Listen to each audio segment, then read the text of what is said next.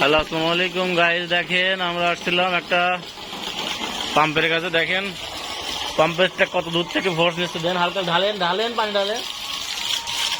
দেখেন একটা কত সমস্যা।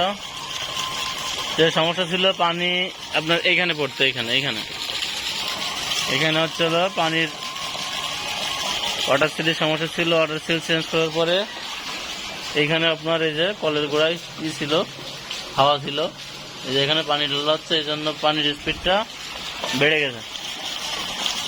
ঠিক আছে, এটা হচ্ছিল RFL এর এক্সপার্ট 10M Pro।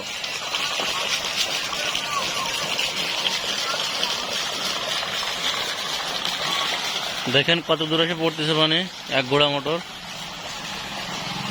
দেখাই আপনাদের,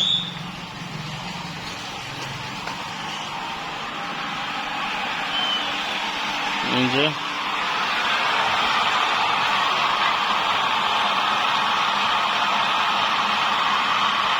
RFL এক্সপার্ট 10M।